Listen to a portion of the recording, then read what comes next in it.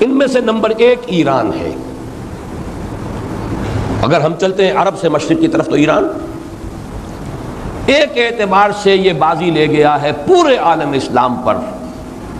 ان کے مذہبی عقائد، ان کی فقہ سے ہمیں جو اختلاف ہے وہ ہے اپنی جگہ پر ہے، آپ کو معلوم ہے۔ میرے بارے میں کسی کو اشتباہ نہیں ہو سکتا اس اعتبار سے۔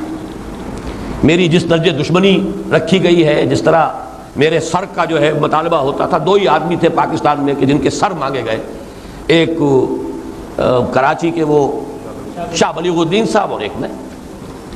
تو اس حوالے سے وہ اپنی جگہ پر اختلاف ہے، لیکن اس حقیقت کا اعتراف کیے بغیر نہیں رہا جا سکتا پورے عالم اسلام میں یہ واحد مسلمان ملک ہے جس نے بہرحال اپنی شریعت، اپنے عقائد کے مطابق ایک مذہبی انقلاب برپا کیا ہے۔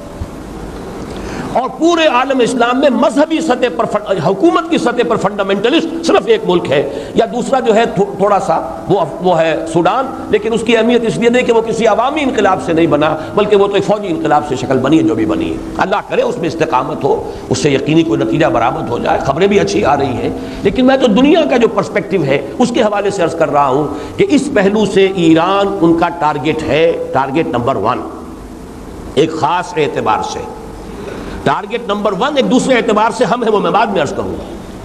چونکہ حکومت کی سطح پر فنڈامنٹلزم ہے اور وہ آیا ہے ایک عوامی انقلاب کے نتیجے میں، پھر ان کے پاس تیل کی دولت ہے، اس کے خلاف اکنامک سینکشنز بھی ہو جائیں تو اگر لیبیا کھڑا ہو سکتا ہے تو بہرحال وہ بھی کھڑا ہو سکتا ہے۔ اور نقشہ وہ دنیا کو دکھا چکا ہے کہ لڑا دے ممولے کو شہباز سے، یہ نقشہ بھی اس نے دکھا دیا۔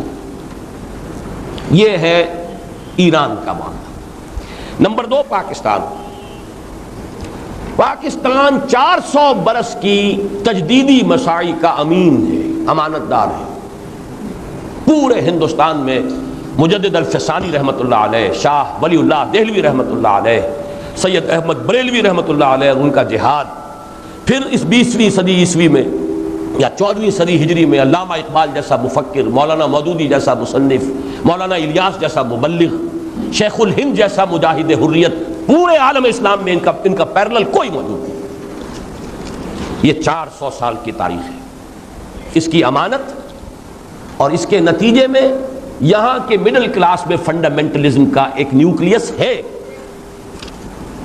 اگرچہ حکومت کی سطح پر کوئی پیش رفت نہیں ہو سکی آج تک، بلکہ اب تو پسپائی ہو رہی ہے، اب پیچھے ہٹ رہے ہیں۔ وہ ہمارے ان سیاسی جو بھی زعماء ہیں، جو جماعتیں ہیں، ان کی غلطی اور الیکشن ہی کو واحد میدان بنا کر اس کے اندر اپنا سارا وقت و توانائی اور قوتیں ضائع کر دینا، یہ ہے در حقیقت جس کا کہ یہ صدا مل رہی ہے کہ اس اعتبار سے تو پسپائی کی طرف ہے معاملہ، کسی پیش رفت کی طرف نہیں ہے۔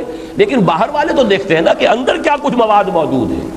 اگر مڈل کلاس میں وہ فنڈامنٹلزم کا بارود موجود ہے تو کسی بھی وقت اس کے اندر جو ہے وہ کوئی دھماکہ ہو سکتا ہے۔ دوسری بات جو ان کے لیے ایک اعتبار سے ٹارگٹ نمبر 1 ہمیں بنا رہی ہے، وہ ہمارا ایٹمک نو ہاؤ ہے۔ پورے عالم اسلام میں اور کسی کے پاس نہیں۔ اسلامی بم اگر بنے گا تو یہی بنے گا۔ یہ ہے مختلف اسباب جس کے بنا پر ایران اور پاکستان کو آپ بریکٹ کر لیجئے، یہ اس نیو ورلڈ آرڈر یا آج کی میری گفتگو کے حوالے سے یہودی اور عیسائی گٹھ جوڑ کا جو ٹارگٹ نمبر 1 ہے، ایک اعتبار سے ایران ہے، ایک اعتبار سے پاکستان۔